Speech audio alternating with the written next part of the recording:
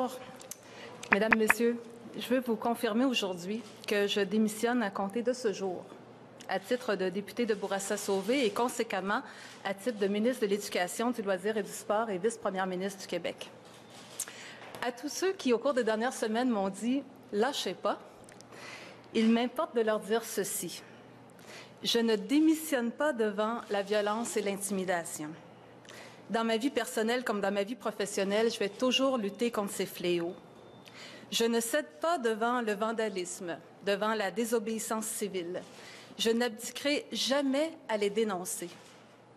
Et à tous ceux et celles qui seraient tentés de voir dans ma démission une confirmation que leur tactique de déstabilisation réussit, je lance le message suivant. C'est dorénavant comme simple citoyenne du Québec que vous me trouverez sur votre chemin avec mes propres armes. Le respect du peuple québécois et de la démocratie, le courage de mes convictions, mes valeurs de paix, de civisme, l'honnêteté, l'intégrité et la capacité de s'indigner. Je n'aurais pas réussi à ce jour à régler un conflit important et j'en assume la responsabilité. Je ne démissionne pas à cause de l'adversité ou de la complexité de la situation, j'en ai vu d'autres. Je démissionne parce que j'estime que je ne fais plus partie de la solution. Je quitte mes fonctions en ayant les meilleurs intérêts du Québec comme seul guide. J'ai tenté d'apporter des solutions aux conflits étudiants en ayant toujours en tête les intérêts de l'ensemble des étudiants. Je veux réaffirmer que je crois en la nécessité de réinvestir dans nos universités et je crois au plan de financement du gouvernement du Québec et je crois que les étudiants doivent faire leur juste part. J'ai toujours cru qu'il fallait aussi assurer l'accessibilité aux études.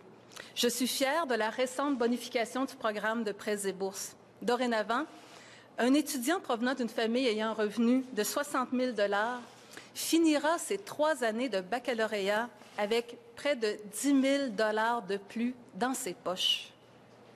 Je suis fière aussi de la mesure d'étalement sur 7 ans de la hausse des droits de scolarité qui aura littéralement permis de diminuer la facture annuelle. Je suis fière du régime de remboursement proportionnel aux revenus pour le remboursement des prêts étudiants. C'est une bonne mesure. J'ai mené plusieurs pourparlers avec les leaders étudiants, parfois en mode confidentiel et parfois en mode négociation formelle. Et encore ce matin, j'ai mené une discussion téléphonique avec des représentants des 4 associations. Ce matin, ils ont rejeté une proposition que je leur ai faite jeudi dernier, à savoir de confier à une commission parlementaire à l'Assemblée nationale le soin d'identifier les sources d'économie dans la gestion des universités applicables à une diminution de la contribution étudiante. Ma question était simple. C'était « Faites-vous confiance ou pas aux élus du peuple québécois? » La réponse a été non. Les associations étudiantes ne font pas confiance aux élus du peuple. Un porte-parole m'a même dit ce matin que les députés n'ont pas prouvé leur capacité d'analyse et n'ont pas démontré qu'ils avaient une connaissance suffisante pour se pencher sur la reddition de comptes des universités. Les associations rejettent donc la proposition de commission parlementaire et confirment que leurs membres ne rentreront pas en classe sur la base de cette proposition. Aussi, et bien que cela n'ait jamais été une proposition du gouvernement, j'ai voulu encore ce matin éclaircir la position des leaders étudiants quant à l'idée d'un moratoire avancé par certains de nos concitoyens. Ce matin, les leaders étudiants m'ont confirmé que cette proposition de moratoire ne suffisait pas pour qu'ils invitent leurs membres à rentrer en classe. Ils y ajoutent une condition, soit la tenue d'états généraux sur les universités. Je veux être bien comprise de la part des étudiants qui sont toujours en boycott, de la part de leurs parents, de la part des commentateurs. Même l'hypothèse d'une trêve avancée par certains de nos concitoyens est rejetée de la part des leaders étudiants. Après tous les gestes posés par le gouvernement, après tous nos efforts, j'en arrive à la conclusion personnelle que j'ai perdu confiance à la volonté des leaders étudiants d'être en recherche de solutions et à la recherche d'une véritable sortie de crise. Personnellement, à titre de ministre de l'Éducation, je n'aurais jamais réussi à leur faire un compromis. Alors, moi, personnellement, je fais l'ultime compromis que je puisse faire. Je cède ma place.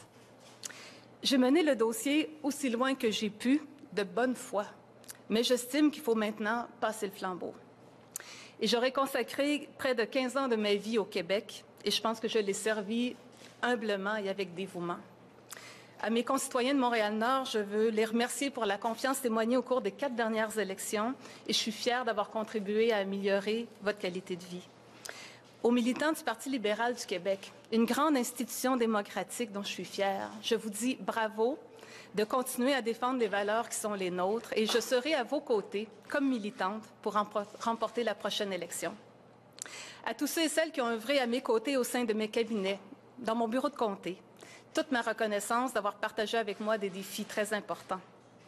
À mes collègues députés et ministres, membres de l'Assemblée nationale, ça aura été un honneur de siéger à vos côtés et je témoignerai toujours de votre dévouement et de votre sens du service public. Puis à mon premier ministre, je veux dire que vous êtes un grand premier ministre, un grand démocrate et que je partage entièrement votre vision du Québec, notamment votre vision du fédéralisme et de la place du Québec dans le monde.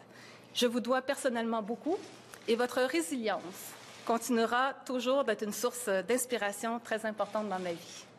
Merci.